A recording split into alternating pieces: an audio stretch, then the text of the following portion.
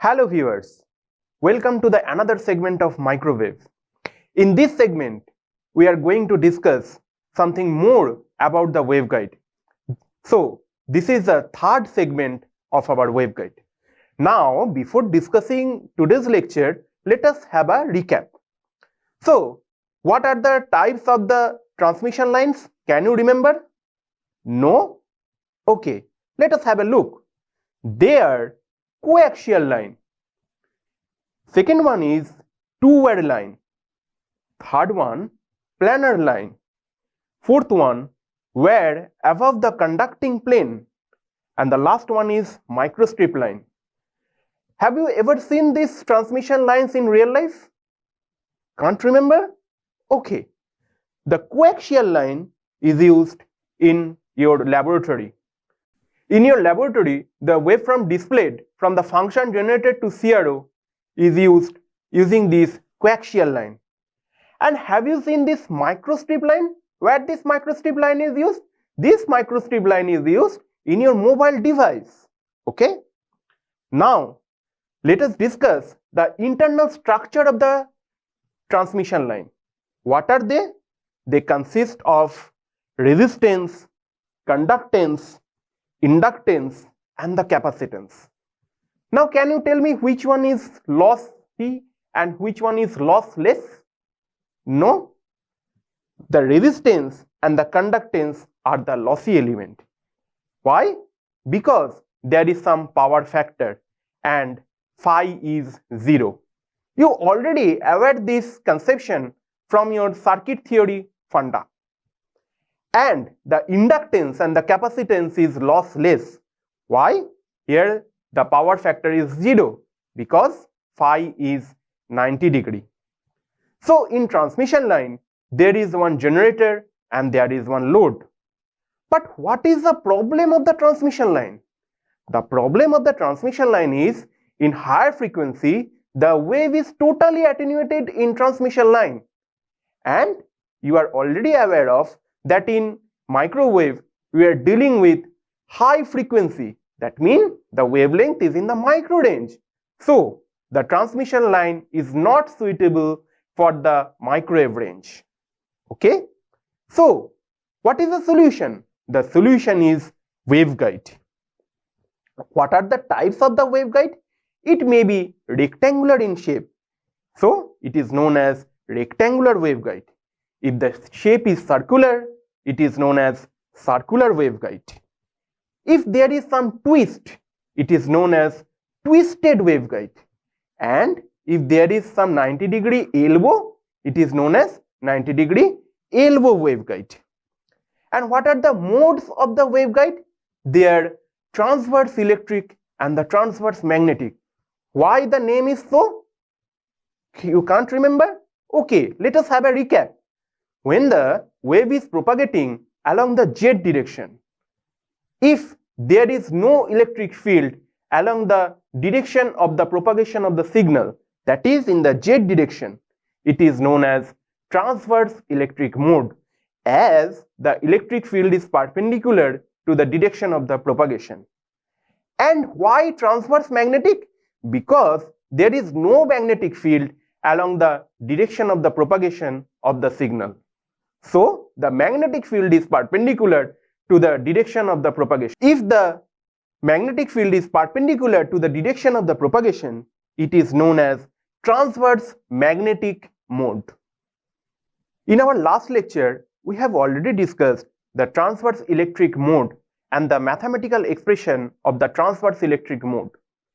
Now, today's lecture, we are going to discuss the transverse magnetic mode. In transverse magnetic mode, E of Zs is equal to 0 at y is equal to 0. Also, E of Zs is equal to 0 at y is equal to b. What is this b? B is the maximum length along the y-axis for the waveguide. Again, for the x direction, E of Zs is 0 at x equal to 0. Also, E of Zs is equal to 0 at x equal to a.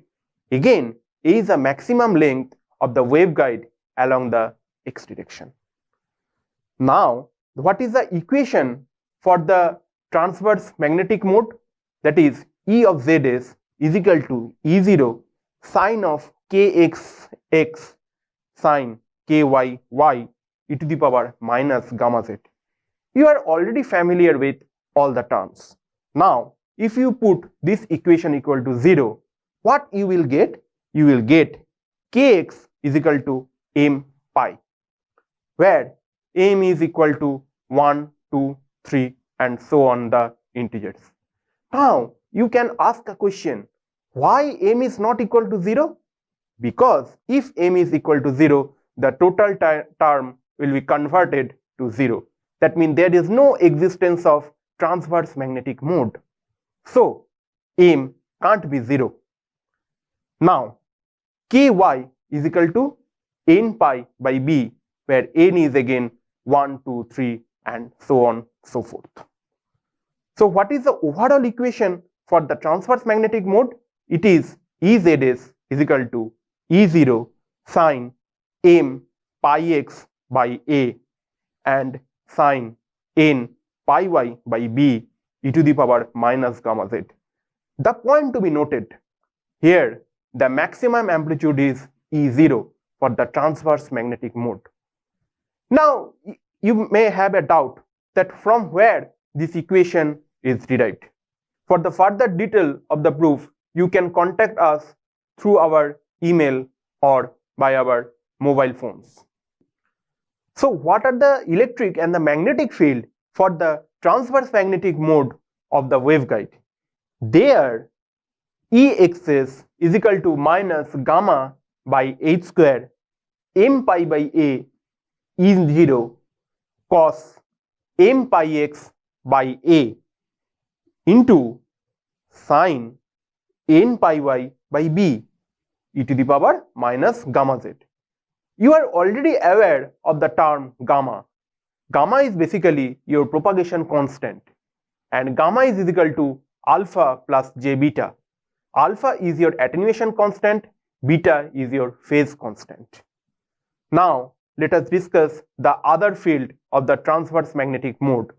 There, E of Ys is equal to minus gamma by h square n pi by b E naught sine m pi x by a cos n pi y by b e to the power minus gamma z. These are all for the electric field.